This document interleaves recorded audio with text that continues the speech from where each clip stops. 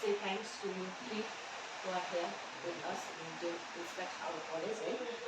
सबैभन्दा पहिला हाम्रो तीनजना जो हाम्रो सरहरू हुनुहुन्छ personally I want to say thanks है अहिले भनि पनि सकेँ तर पनि उहाँले जुन चाहिँ आज तपाईँहरूलाई यो विषयमा आज भन्नुभयो एनसिसीको हाम्रो मिरिक कलेजमा चाहिँ मिरिक कलेज चाहिँ एनसिसीको जुन चाहिँ एउटा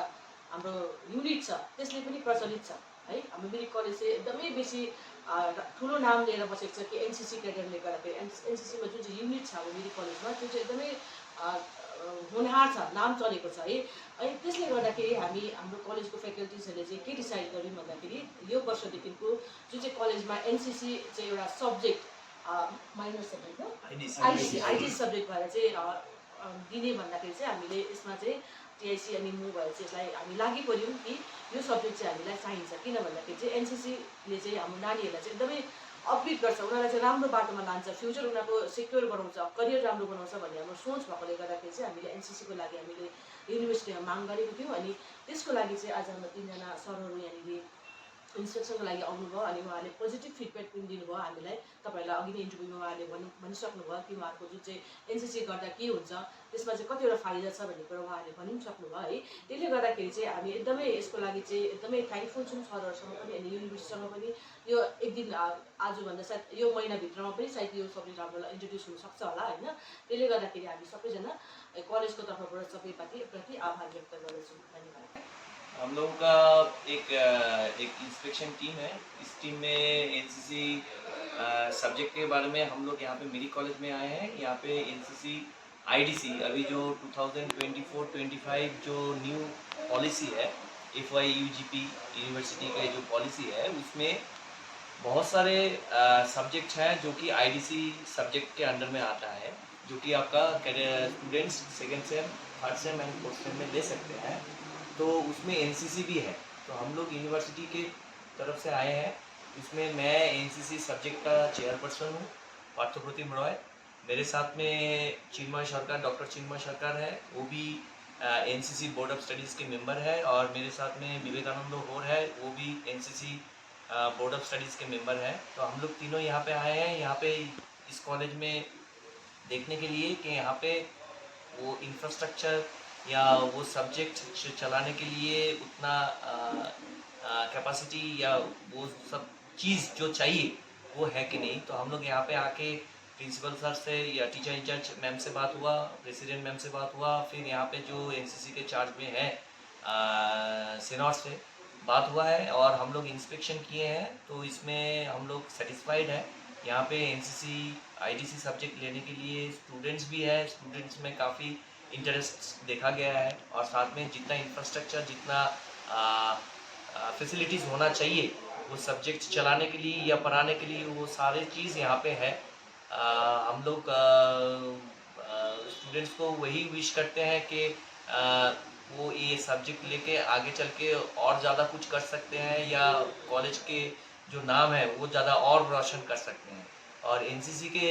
सब्जेक्ट लेने से जो बेनिफिट्स या जो फ़ायदा होता है एक कैडेट्स के लिए भी होता है और एक इंस्टीट्यूट के लिए भी होता है और साथ में जो सोसाइटी में इसका जो इम्पैक्ट ये चिन्मय और विवेकानंद आप लोगों को बताएंगे अभी सर ने जो बोला कि इस कॉलेज में एनसीसी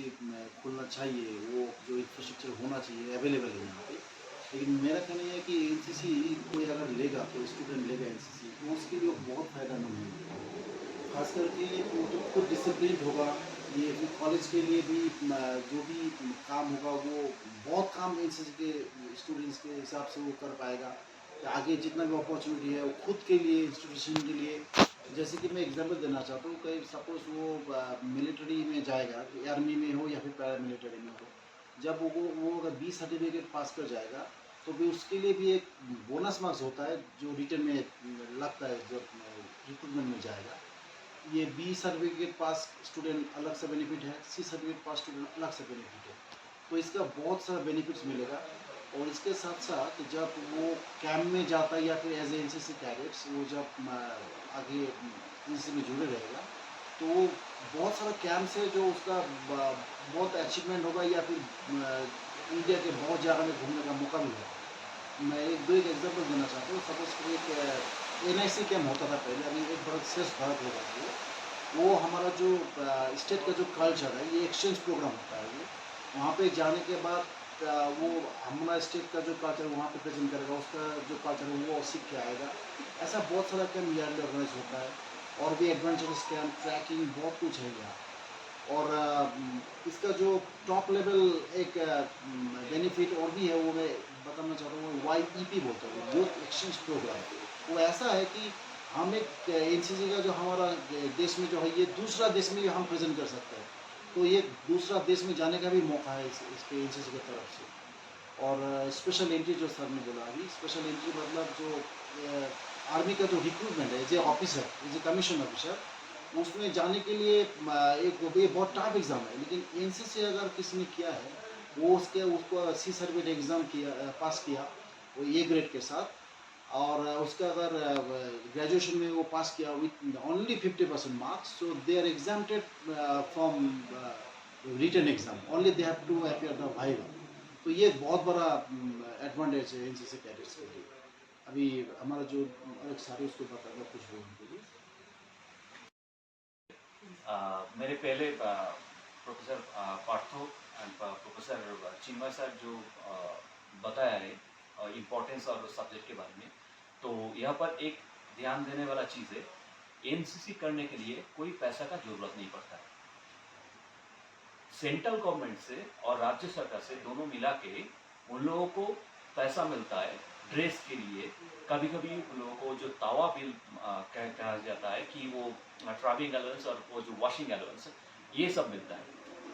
उसके साथ साथ ये NCC जो सब्जेक्ट बन रहा है, ये सब्जेक्ट बनने का और एक फायदा है।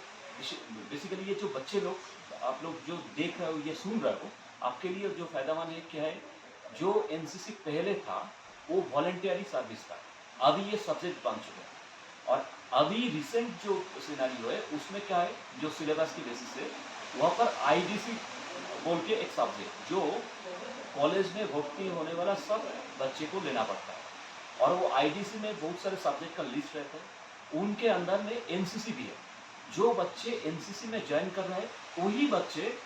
सेकेंड सेमेस्टर से फोर्थ सेमेस्टर तक ये सब्जेक्ट चूज कर सकता है, लेकिन दूसरा जो सब्जेक्ट जो है वो लेने का जरूरत नहीं पड़ रहा है। तो इससे क्या हो रहा है, एक तो NCC कर रहा है, जो बच्चे उसको कॉमन पढ़ रहा है वो IDC वाला सब्जेक्ट, तो एक्स्ट्रा करके दूसरा कोई सब्जेक्ट नहीं पढ़ने का जरूरत पड़ रहा है। और इसमें और एक फायदा क्या है, IDC सब्जेक्ट लेने से उसका पहले से ही B सर्टिफिकेट के पहले से ही उसको सब्जेक्ट के बारे में पता चल रहा है,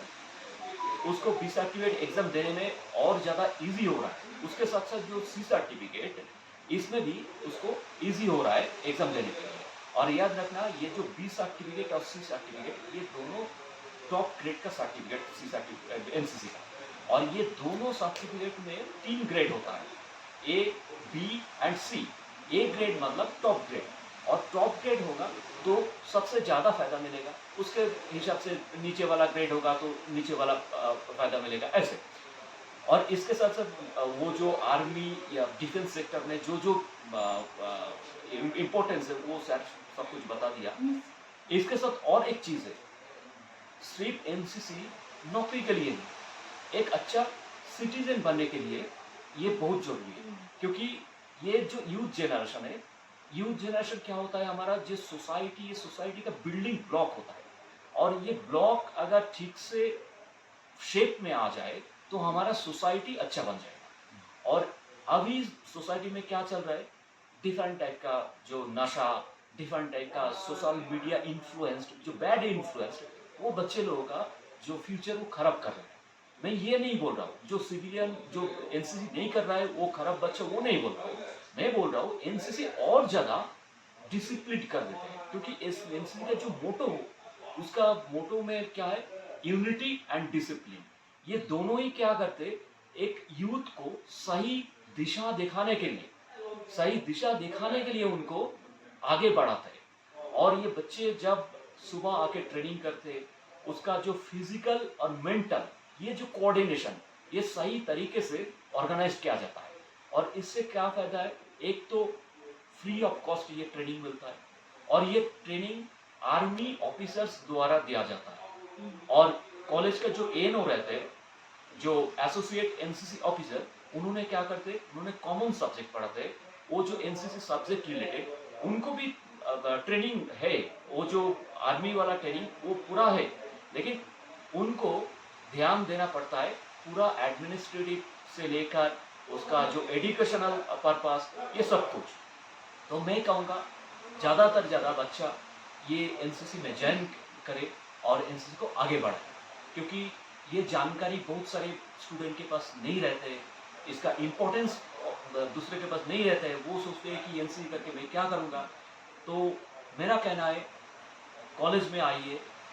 आपका कॉलेज का जो एएनओ है, एएनओ के साथ मिलिए, उसके पास डिस्कस कीजिए, अगर आपके इच्छा है तो ज्वाइन कीजिए। धन्यवाद।